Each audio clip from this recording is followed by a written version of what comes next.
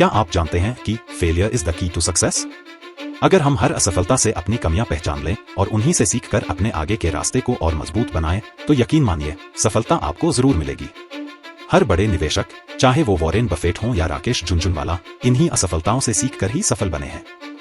नमस्कार दोस्तों, स्वागत है आपका आपके अपने चैनल टुवर्ड्स समृद्धि में। वैल्यू इन्वेस्टिंग की इस खास सीरीज में आज का वीडियो सिर्फ एक एनालिसिस नहीं, बल्कि एक आईना है उस सच्चाई का जो हर निवेशक को जरूर जाननी चाहिए। वॉरेन बफेट ने एक बार कहा था, जोखिम तब आता है जब आपको नहीं पता होता कि आप क्या कर रहे हैं। और सच कहें तो शेयर बाजार की गिरावटें इसी बात की सबसे बड़ी मिसाल हैं। बीते वर्षों में हमने देखा है कि कैसे एक झटके में करोड़ों की संपत्ति मिट्टी में मिल सकती है। लेकिन इन गिरावटों में कुछ लोग ऐसे भी होते हैं जो हार नहीं मानते, सीखते हैं, खुद को बदलते हैं और आखिरकार विजेता बनते हैं। आज हम एक ऐसी ही ज्ञानवर्धक यात्रा पर चल पड़े हैं जहां हम जानेंगे भारत के इतिहास में हुए 7 सबसे बड़े शेयर बाजार क्रैश की पूरी कहानी। समझेंगे कि इन गिरावटों के पीछे क्या कारण थे, उनका बाजार और निवेशकों पर क्या असर पड़ा, और सबसे जरूरी, हम इससे क्या सीख सकते हैं ताकि अगली बार जब बाजार गिरे हम घबराए नहीं, बल्कि तैयार रहें। क्योंकि सच्चाई यही है, शेयर बाजार केवल पैसे कमाने की जगह नहीं है, यह धैर्य, रणनीति और समझदारी का अखाड़ा है। यहाँ वही टिकता है जो गिरकर फिर उठता है और हर गिरावट में एक नया मौका देखता है। तो चलिए दोस्तों, इस रोमांचक और प्रेरणादायक सफर की शुरुआत करते हैं और जानते हैं भारत के 7 सबसे बड़े मार्केट क्रैश की वो सच्ची कहानियां जो हर निवेशक को जरूर जाननी चाहिए।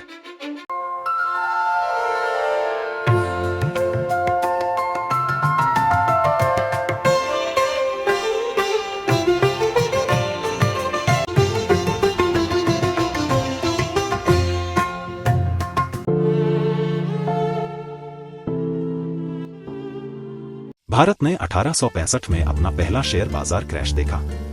यह दुर्घटना बंबई, अब मुंबई में हुई थी। हालांकि उस समय बॉम्बे स्टॉक एक्सचेंज की स्थापना नहीं हुई थी।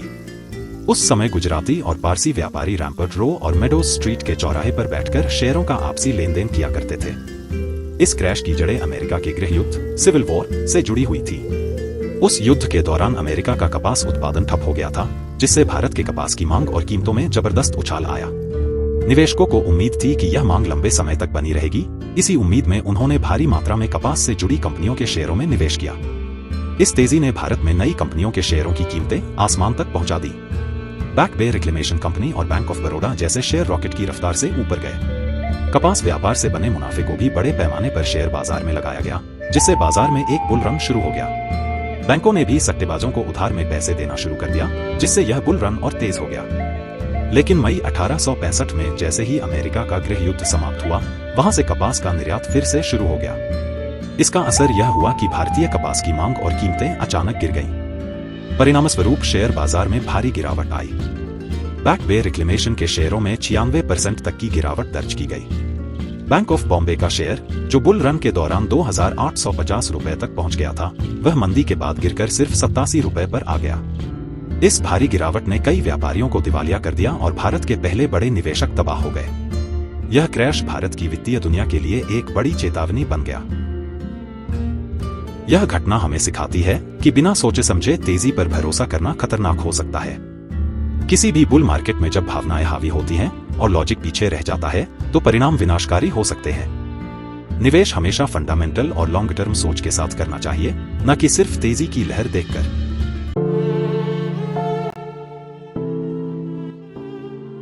साल 1982 में रिलायंस इंडस्ट्रीज एक अनोखे और खतरनाक संकट का शिकार बनी। उस समय रिलायंस के शेयर का मूल्य 131 रुपए से गिरकर 121 रुपए तक आ गया। इसके पीछे था कोलकाता के एक बियर कार्टेल का कॉन्स्पिरेसी, जिसने लगभग 11 लाख शेयरों की जबरदस्त शॉर्ट सेलिंग कर डाली। इस बड़े हमले ने पूरे बाजार को हिलाकर रख दिया। इस गंभीर स्थिति में धीरूभाई अंबानी ने मोर्चा संभाला। उन्होंने रिलायंस के दोस्त नामक समूह को संगठित किया और बियर कार्टेल का डटकर मुकाबला किया। सेटलमेंट पीरियड के दौरान इस समूह ने जानबूझकर रिलायंस के शेयर खरीदना शुरू किया ताकि बाजार में शॉर्ट सेलर्स को भारी नुकसान उठाना पड़े। धीरूभाई अंबानी ने साफ शब्दों में कहा कि जब तक सभी लंबित सौदों का निपटारा नहीं हो जाता, तब तक शेयर बाजार को दोबारा नहीं खुलने दिया जाएगा। उनके इस अडिग फैसले के कारण बॉम्बे स्टॉक एक्सचेंज (BSE) को लगातार 3 दिनों तक बंद रखना पड़ा। इस बंद का एक बड़ा फायदा यह हुआ कि छोटे निवेशक संभावित नुकसान से बच गए। यह घटना दर्शाती है कि अगर बाजार में समय पर सही कदम उठाए जाएं, तो संकट को टाला जा सकता है और निवेशकों का भरोसा बना रह सकता है।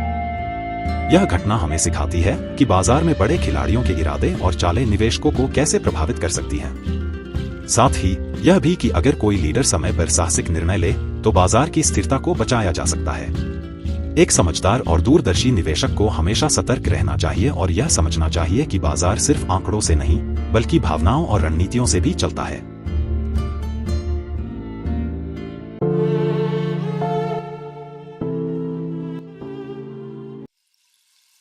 हर्षद मेहता घोटाला, जिसे 1992 का शेयर बाजार घोटाला भी कहा जाता है, भारत के इतिहास की सबसे बड़ी वित्तीय धोखाधड़ी में से एक था। उस समय भारत लिबरलाइजेशन, प्राइवेटाइजेशन और ग्लोबलाइजेशन (LPG) जैसे आर्थिक सुधारों के दौर से गुजर रहा था। इसी बदलाव के समय हर्षद मेहता ने वित्तीय प्रणाली की खामियों और कमजोर नियमों का फायदा उठाकर एक बड़े स्कैम को अंजाम दिया। उन्होंने बैंकों से नकली बैंक रसीदें (BR) बनवाकर उन पर आधारित रेडी फॉरवर्ड डील्स के जरिए 1439 रुपए करोड़ का गबन किया। इस पैसे को शेयर बाजार में लगाकर शेयरों की कीमतों में कृत्रिम तेजी पैदा की, खासकर ACC जैसे स्टॉक्स में। शेयर चढ़े तो उन्होंने ऊंचे दाम पर बेचकर भारी मुनाफा कमाया। इस घोटाले को पत्रकार सुचेता दलाल ने उजागर किया और देखते ही देखते पूरा शेयर बाजार हिल गया। बाजार में 40% से अधिक की गिरावट आई और करीब 3,500 रुपए करोड़ की बचत निवेशकों की डूब गई। छोटे निवेशकों और बैंकों को सबसे ज्यादा नुकसान हुआ। हर्षद मेहता पर कई आपराधिक और सिविल मुकदमे चले, लेकिन 2001 में उनकी मृत्यु हो गई। इस घोटाले के बाद ही सेबी को मजबूत अधिकार दिए गए, शेयर बाजार के नियम सख्त हुए और जोखिम प्रबंधन और निगरानी प्रणाली को सुधारा गया। यह घोटाला हमें सिखाता है कि अगर वित्तीय प्रणाली में पारदर्शिता और सख्त निगरानी ना हो तो कोई भी बाजार में हेरफेर कर सकता है। साथ ही निवेशकों को भी सिर्फ तेजी देखकर निवेश नहीं करना चाहिए, मूल्य, पारदर्शिता और नियमों को समझकर ही निवेश करना चाहिए। –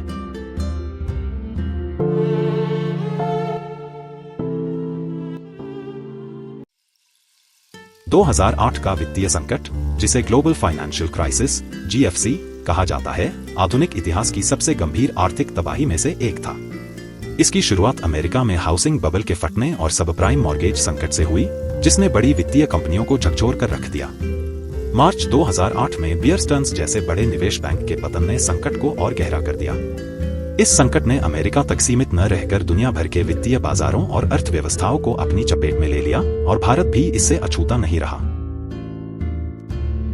21 जनवरी 2008 को भारतीय शेयर बाजार में अब तक की सबसे बड़ी गिरावट दर्ज हुई। सेंसेक्स 1408 अंक गिरकर 17,605 पर आ गया और इस दिन को ब्लैक मंडे कहा गया। अगले ही दिन 22 जनवरी सेंसेक्स दिन के दौरान 2,273 अंक गिरा और 875 अंक की गिरावट के साथ बंद हुआ। हालात इतने बिगड़ गए कि BSE को ट्रेडिंग रोकनी पड़ी। जनवरी से अक्टूबर 2008 तक सेंसेक्स अपने उच्चतम स्तर से लगभग 50% तक टूट गया। 24 अक्टूबर 2008 को यह एक दिन में 1,070 अंक गिरकर 8,701 पर बंद हुआ। लाखों निवेशकों की संपत्ति का भारी नुकसान हुआ और मध्यम वर्ग की कई सालों की बचत मिट गई। इस गिरावट के पीछे कई वजह थी। अमेरिकी मंदी की आशंका, FIIs द्वारा भारी बिकवाली, ग्लोबल मार्केट्स में अस्थिरता, डेरिवेटिव्स में मार्जिन कॉल्स और IPOs से निकली लिक्विडिटी। इस वैश्विक संकट के चलते दुनिया भर में मंदी छा गई, लाखों नौकरियां गई, कंपनियां दिवालिया हुईं और सरकारों को बैंकों को बचाने के लिए बेल आउट पैकेज देने पड़े। 2008 के ग्लोबल फाइनेंशियल क्राइसिस से हमें यह स्पष्ट सीख मिलती है कि भले ही आर्थिक संकट अमेरिका में शुरू हुआ हो, लेकिन उसका असर भारतीय बाजार पर भी बहुत गहरा पड़ा। सेंसेक्स 50% तक गिरा और निवेशकों की संपत्ति का भारी नुकसान हुआ। इससे यह समझ आता है कि वैश्विक घटनाओं को नजरअंदाज करना खतरनाक हो सकता है। विदेशी निवेशकों की भारी बिकवाली, डेरिवेटिव्स में रिस्क बिल्डअप और IPO में फंसी लिक्विडिटी ने बाजार को और कमजोर किया। लेकिन जिन्होंने उस समय घबराकर नहीं बेचा, बल्कि धैर्य रखा और समझदारी से निवेश किया, वे लंबे समय में विजेता साबित हुए। यह घटना हमें सिखाती है कि संकट के समय घबराने की बजाय अवसरों की पहचान करनी चाहिए, क्योंकि सबसे बड़ा फायदा अक्सर गिरते बाजार में ही मिलता है। –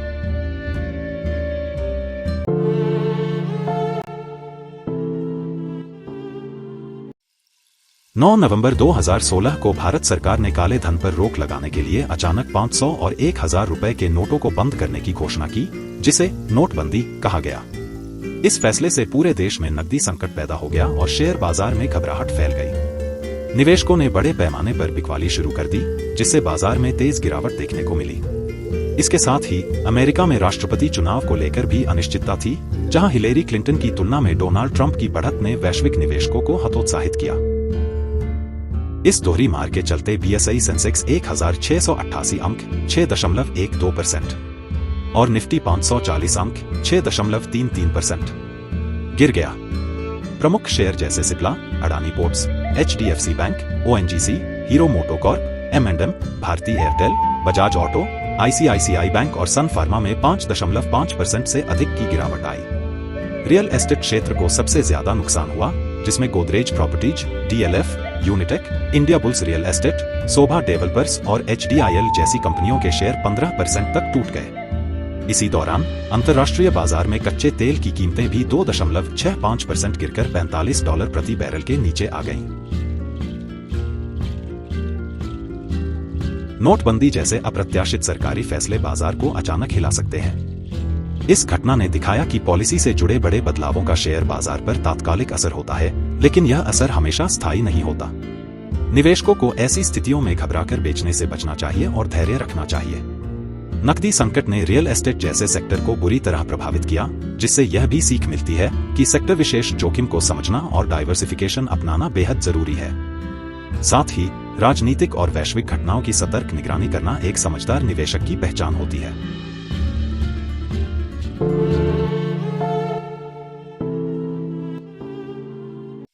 कोविड-19 महामारी के चलते दुनिया भर में लॉकडाउन की स्थिति बनी, जिससे वैश्विक और भारतीय शेयर बाजारों में भारी गिरावट आई। विश्व स्वास्थ्य संगठन (WHO) द्वारा इसे महामारी घोषित किए जाने के बाद सिर्फ एक सप्ताह में सेंसेक्स 42,273 से गिरकर 28,288 तक पहुंच गया। निवेशकों को करीब 13.88 लाख रुपए करोड़ का नुकसान हुआ। 23 मार्च 2020 को सेंसेक्स में एक ही दिन में 3,935 अंक (-13.15%) और निफ्टी में 1,135 अंक (-12.98%) की ऐतिहासिक गिरावट दर्ज की गई, जो 2008 के बाद सबसे बड़ी गिरावट थी। इंडिया विक्स वॉलेटिलिटी इंडेक्स 71.56 तक पहुंच गया, जो बाजार में डर और अस्थिरता को दर्शाता है। बड़ी संख्या में लार्ज कैप स्टॉक्स 15% से ज्यादा टूटे। यस बैंक संकट और वैश्विक आर्थिक मंदी की आशंकाओं ने इस गिरावट को और तेज किया। 12 मार्च और 16 मार्च को भी सेंसेक्स ने क्रमशः 2,919 और 2,713 अंकों की गिरावट के साथ ऐतिहासिक नुकसान दर्ज किया। कोविड-19 क्रैश ने सिखाया कि अनिश्चितता और डर बाजार को पल भर में धराशायी कर सकते हैं, लेकिन ऐसे समय में घबराने की बजाय धैर्य रखना और अच्छे स्टॉक्स में निवेश बनाए रखना लंबे समय में फायदेमंद होता है। यह भी साबित हुआ कि संकट के बाद रिकवरी जरूर होती है। जिन्होंने गिरावट में सही स्टॉक्स चुने और संयम रखा, उन्हें आगे चलकर जबरदस्त रिटर्न मिला। इसलिए पैनिक में फैसला लेने से बचें और मजबूत फंडामेंटल वाली कंपनियों पर विश्वास रखें।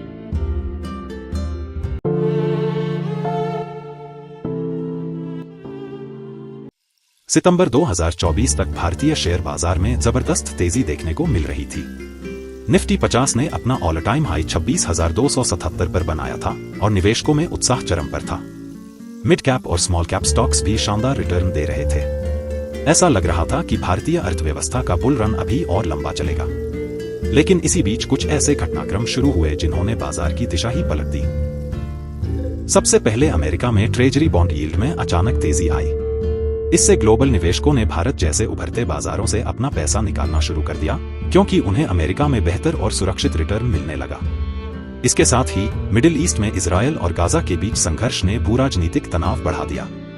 इस युद्ध में ईरान की संभावित भूमिका और अमेरिका की प्रतिक्रिया ने ग्लोबल बाजारों में डर का माहौल बना दिया।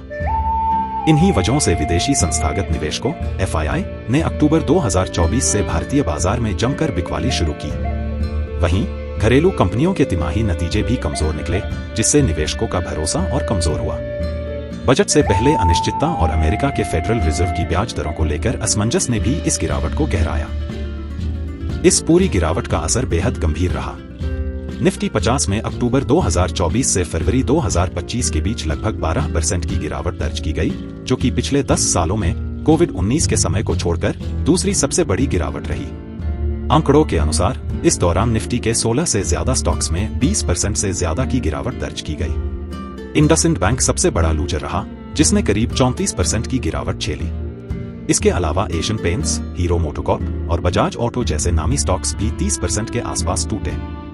इस गिरावट का असर सिर्फ भारत तक सीमित नहीं रहा।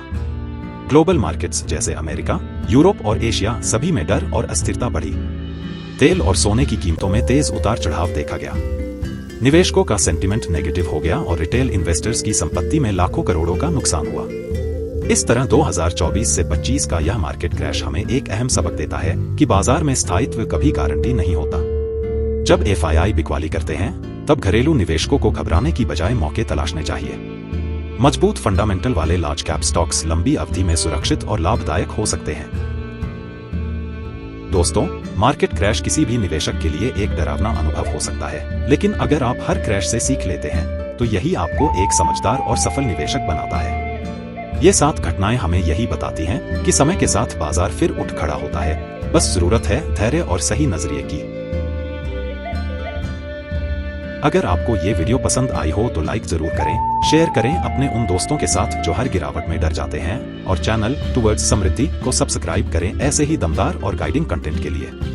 मिलते हैं अगली वीडियो में, तब तक के लिए निवेश करते रहिए, सीखते रहिए और आगे बढ़ते रहिए। नमस्कार, जय हिंद।